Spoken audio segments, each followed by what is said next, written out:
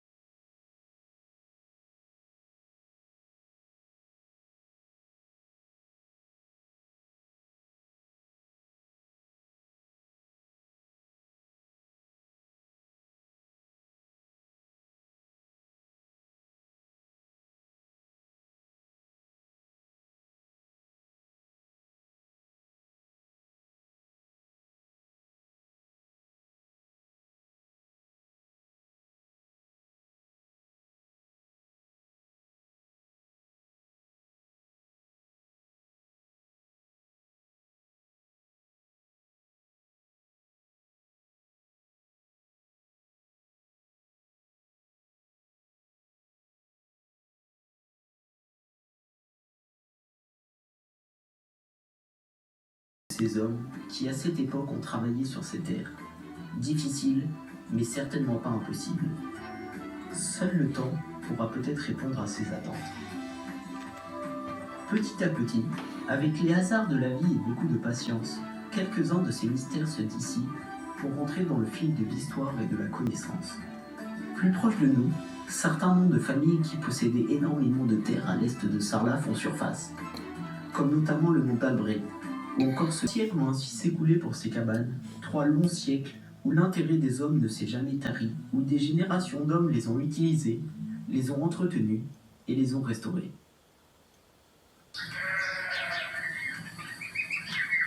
Ils sont grandis, hein. Aujourd'hui, nous allons nous plonger dans des temps anciens, des temps où les hommes faisaient teinter les pioches sur les coteaux pierreux du Périgord au son mélodieux de leurs chansons. Nous arrivons donc vers la fin du XVIIIe siècle, du temps où une famille d'artisans était venue s'installer dans ces constructions.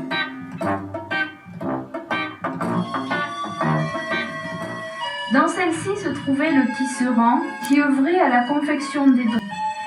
Maintenant, vous pouvez voir le rocher qui a été creusé sur une trentaine de centimètres. Il y a un mur en ciment construit en 1957 et une cheminée rajoutée en 1988 afin de mettre en valeur les objets des grands-parents.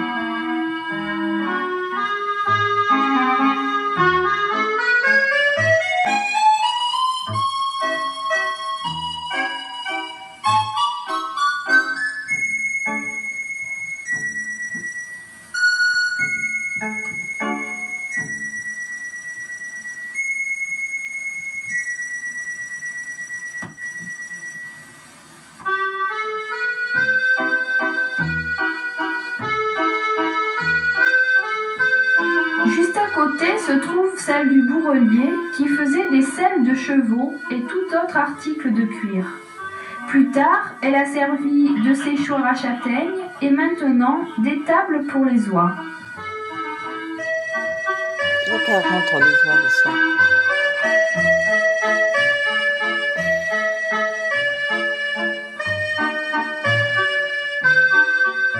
Un peu à l'écart se trouve la plus grande, celle du forgeron. Il fabriquait des fers à cheval, battait les faux. Elle a servi d'étable à moutons pendant ces 35 dernières années. D'ailleurs, on peut encore voir les pierres blanchies par l'ammoniac dégagé du fumier des moutons.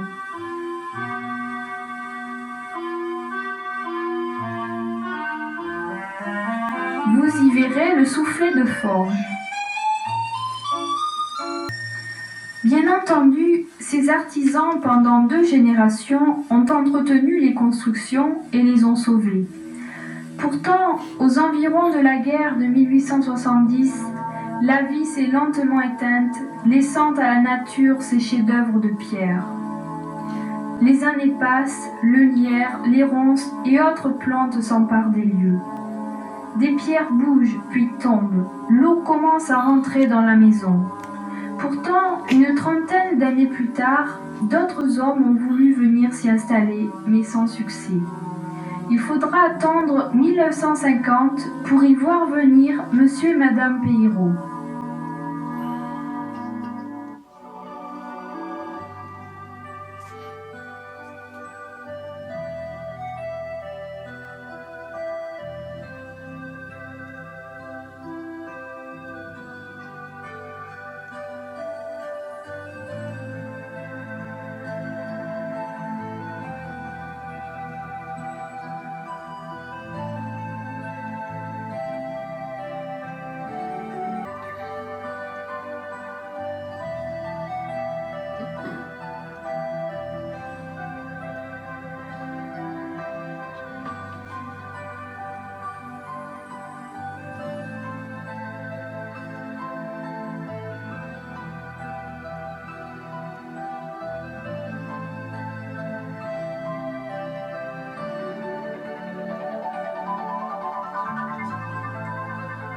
Vous pouvez voir à l'écran Félicien et Irène, mes grands-parents.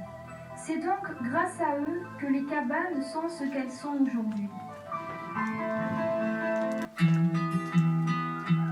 Au regard de ces constructions de pierres sèches, et pourtant, là comme ailleurs, le temps fait son œuvre. Les grands travaux de restauration aux cabanes du Breuil. Tout d'abord, la grange. Nous savons qu'elle a été rebâtie sur les restes d'une ancienne ruine en 1885. Les constructeurs de l'époque ont opté pour une toiture en tuiles. Ici, la maison de mes arrière-grands-parents. La charpente et la toiture de l'Oz ont été restaurées en 1968.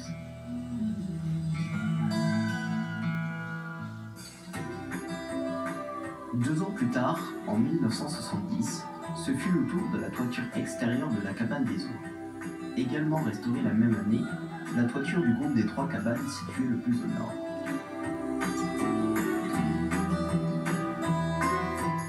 Enfin, restauration partielle de la toiture extérieure de l'os de cette cabane en 1992.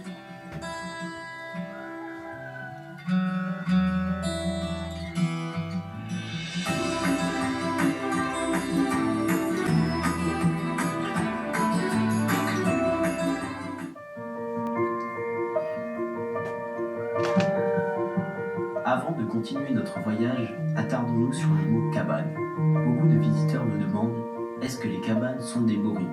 Grande question. Pour résoudre cette énigme, il nous faut revenir au moins 100 ans en arrière. Nos ancêtres parlaient alors une langue que l'on appelle occitan.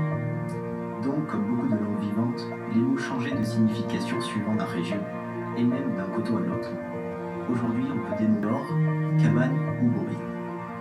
Les cabanes, los cobanas en occitan, est le terme utilisé dans le sarladais pour désigner ces constructions, tandis que les bourris, los borrias, toujours en occitan, veut dire la ferme où est devenu aujourd'hui le terme le plus répandu. Alors, le nom commercial est le reflet de la réalité.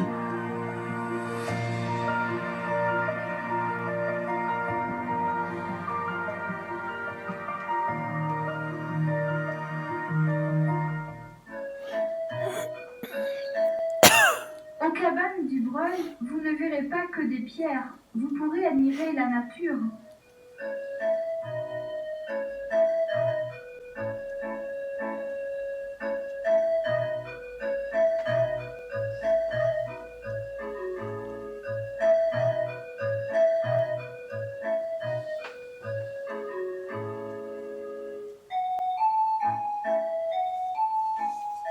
Et aussi les animaux de la ferme que vous pourrez voir au cours de votre visite.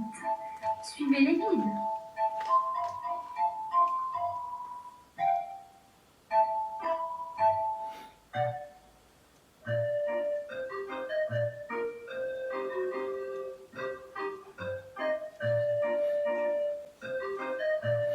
Vaillant, il ne se tiendrait pas comme ça devant. Hein. Sauf qu'il peut. Même les autres, hein, je crois que...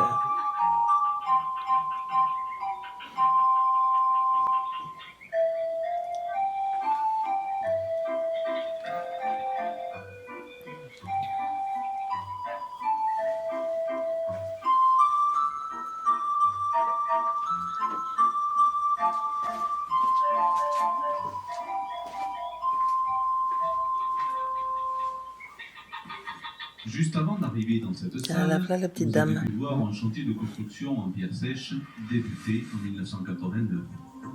Ce dernier est né d'une initiative bénévole. Il a aujourd'hui un double objectif, culturel et scientifique. Le module 1, représentant les techniques de l'encorbellement, et le module 2, s'intéressant aux aspects scientifiques des voûtes en pierre sèche.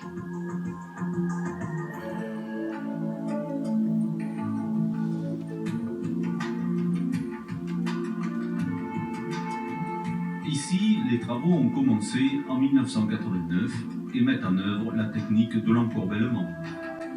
L'encorbellement est la partie intérieure des cabanes. Il en constitue l'ossature qui plus tard soutiendra la toiture de l'ose.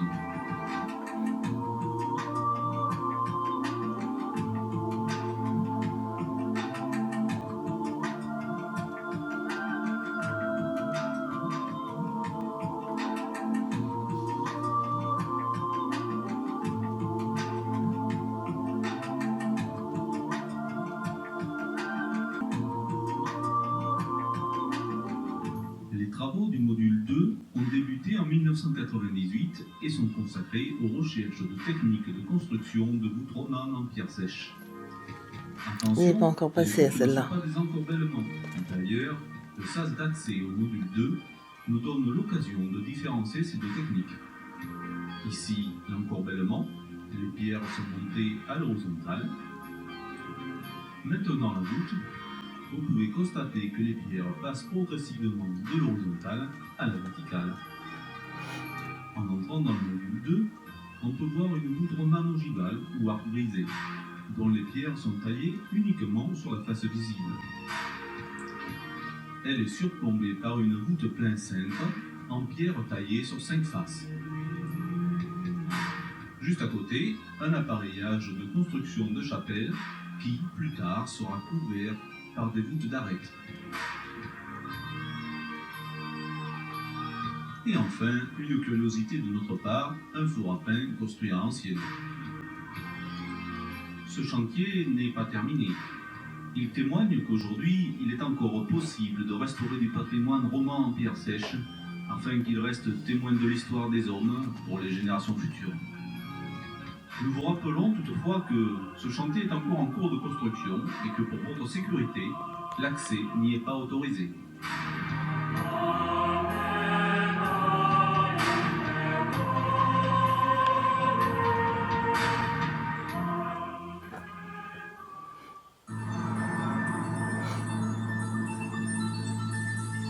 Pour terminer notre voyage, nous allons nous arrêter en hiver. Ce soir-là, la neige tombait en silence. Demain, dans l'après-midi, le soleil jouera à cache-cache avec les nuages.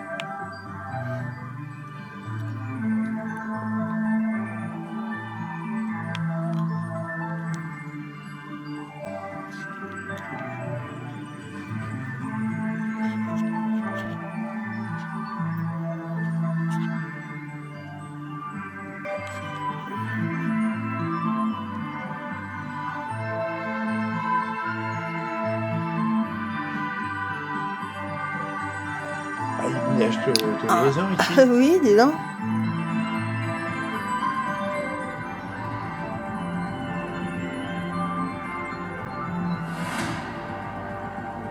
Ah, je pourrais pas vivre là, moi. Au milieu de nulle part, comme ça.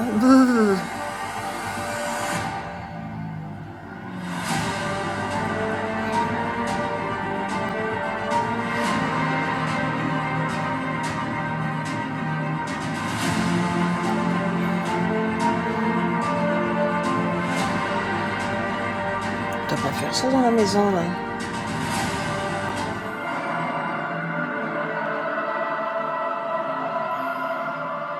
Nous voici maintenant revenus de ces temps reculés. Demain jaillira au milieu de la brume matinale un jour nouveau, un jour qui sera riche en découvertes, un jour qui, sans doute, fera briller dans nos esprits une parcelle de la vie des constructeurs de cabanes.